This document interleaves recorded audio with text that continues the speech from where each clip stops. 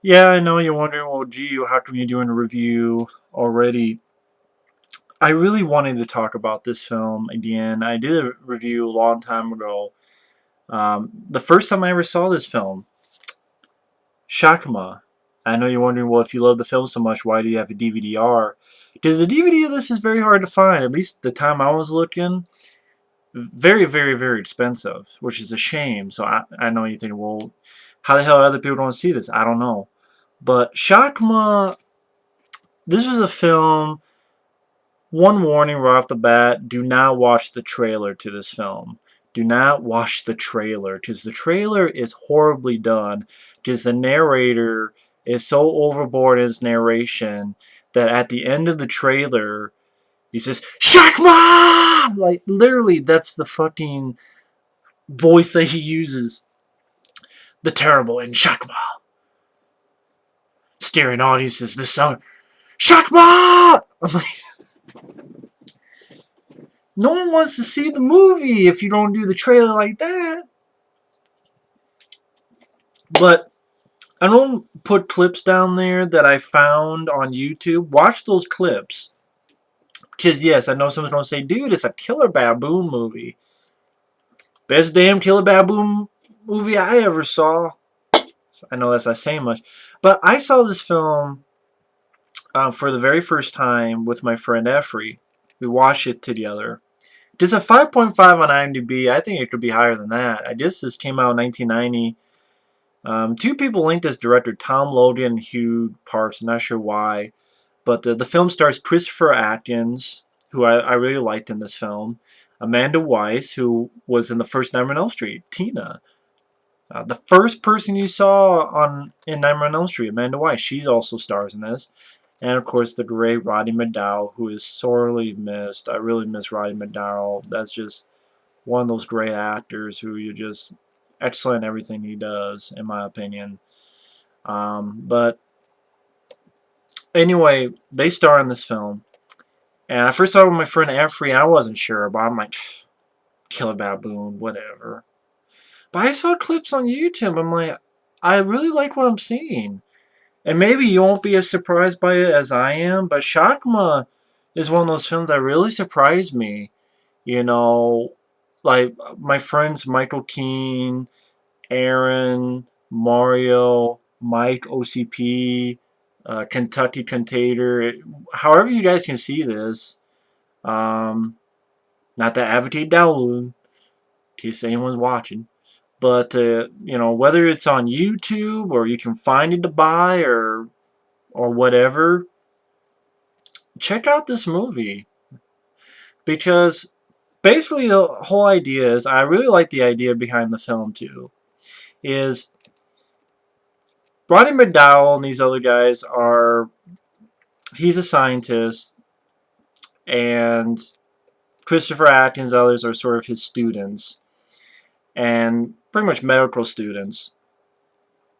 And unfortunately, uh, Christopher Atkins didn't know this, but he was training this animal named, Shakma. But Roddy McDowall and others were using it as part of an experiment to sort of inhibit aggression. Try to find the opposite way so that things are less aggressive than use a baboon, because a baboon is very aggressive. And they were trying to do the opposite effect, but unfortunately it made the baboon even more aggressive, even more dangerous. And Christopher Atkins finds out and he gets mad, like, come on, why are you using him, to do it? But it becomes dangerous and tries to attack someone, and it's like, okay, we gotta put it down. And unfortunately, Christopher Atkins, he's about ready to put it down, and he's talking to someone, and a simple mistake picks up the wrong one, and instead of killing, pretty much sedates it. Um, but there's a lot of people's fault. It's Roddy McDowall's fault, and them for testing on the animal. Then one person says, well, let's cremate it. And then Roddy McDowall's like, no, don't cremate it. I'm going to study it. And at the same time, people are doing dumb stuff, but I like the actors, and for me, I like them, even though characters are not making the smartest decisions. I think maybe that's, for me, one of the only drawbacks of the film is that sometimes characters are like, "Why are you doing that? Don't do that." But what really appealed to me, not only is the setup of the film, where it takes place on a night where the medical students, and Roddy McDowall's leading this, they're playing this game around this building. They pretty much lock themselves in, and it's pretty much like a Dungeons and Dragons type of game that they're playing, where these rooms are. You go in this room and you find clues, and you have to find the princess, and it's kind of well thought out, and they have stuff on the computer, and they've mapped out stuff. I really thought, wow, this is a interesting premise that these people. It's not just your drunk teenagers getting drawn, having sex, here's my titties. Well, nothing wrong with titties, but it's not just the cliche idea. I like the idea that, okay, they're going to play some Dungeons and Dragons type of game, but I was kind of interested in this game that they were playing. I'm like, okay, that's cool, that's interesting. I like Christopher Atkins, I like Amanda Wyss, I like Roddy McDowall, so I'm going along with this. And of course, Shakma gets up and is pissed, starts fucking people up. And that's another thing I really like about this movie is the baboon. Whoever trained this baboon, I don't even know if you can train baboons. Maybe you can't. But either way, they did a really excellent job. This baboon was fucking scary. Like, you don't want this motherfucker. He's like, yeah, I know I have a red ass. I'm still gonna fucking choke my dick down your throat. I'm gonna rip your guts out. The attack scenes are brutal. Not wall-to-wall gore, obviously, but, like, one guy has this thing of acid, and it jumps, and the acid hits the guy's face, and when it's attached people, it's not like, crappy CGI, or obviously fake animatronics. They use, like, an actual baboon, and the baboon is fucking aggressive, man. Like, of all the, chimpanzees and all that, baboon are scary motherfuckers. They're the scariest of those groups. Like, this is an animal with this, like, fucking long-ass fangs. You're like, okay, I don't want to be in a room with this motherfucker. I really don't. And I think that's basically this thing's getting pissed and taking people out left and right. It sounds silly, but I thought it was well done. So the fact that I liked some of these actors, like Christopher Atkins, Amanda Wyss, I thought the score was well done. I thought it was very competently made. Again, the only problem is that certain characters do certain things, like someone gets attacked, and like, Amanda Wyss, stop staring, do something. Like someone gets attacked out of an elevator. You're like, okay, Amanda Wyss, stop looking. Can you help out? But I think because I like the actors, because I like the situation, because I was being very surprised by the film and entertained by the film and entertained how they use this baboon. The attack scenes were more brutal than I thought they would be. I thought they would look cheesy. Maybe to others they look cheesy, but to me it looked really well done. And yeah, I like the musical score by David C. Williams, especially at the end, which I'll get to in the spoiler part of the review. But you do get a little bit of blood, after the death scenes, among other stuff. So you definitely get some bloody stuff in there as well. I would definitely say it's a much bloodier film than, say, Link or even Monkey Shines. If someone to ask, Shakma would be my favorite of, and then Monkey Shines, and then Link. So Shakma and Monkey Shines and Link I'll probably review in October. Monkey Shines and Link I'll review in October. Maybe review them back to back or something. That'll be coming later in October.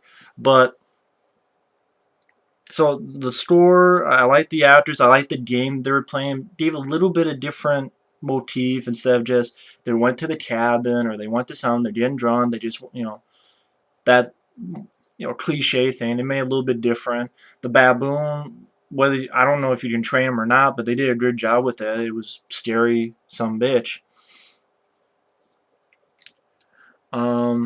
It's where there's one attack scene talking about the music that when it's running, when it's clawing out the door, it's like wanting to rip your head off when it does it. There's a little piece that kind of reminds me a little bit of the score from Aliens. Da, da, da, da, da, da, da. That little bit. Uh, but another interesting thing about this film is certain things that happen you don't expect, which I did in my spoiler part of the review. But there's certain things they're like, I didn't see that coming, and that kind of like, wow, it kind of keeps you on your toes. And the ending was definitely an interesting ending. Maybe not exactly how I would have filmed it, but it was an interesting ending that I didn't. I'm like, wow, this ending's actually really good. Really cool ending. Which, again, I'll get to in my spoiler part of the review. But if you do find Shakma, it's got a little bit of blood. Like when they're testing on the ape, you see really bloody, kind of pretty bloody brain operation type thing that they're doing. Roddy McDowall, Christopher Atkins, I really like. Amanda Wyss, I like these people. Some of the supporting cast, not the best actors, I'll admit that, but I was still fine. The game that they're playing is interesting. The Baboon is a dangerous motherfucker. You get a little bit of bloody stuff going on. I thought the pace was decent. I liked the score. But getting to the spoiler part of the review, I definitely really, really want people to check it out. But spoiler warnings. Some of the stuff, like when I was talking about the twist, Amanda Wyss, when she gets killed, did not expect that. She hides in the bathroom, and then you're like, oh shit, how's she going to get out? And then she gets killed. I'm like, holy shit. Like, I didn't expect that. You know? And then you have this other girl who she has a crush on Christopher Atkins, and you feel really badly, and then she gets killed. I'm like, holy shit. Usually in these films, it's like at least one of the girls survives, but that's not the case.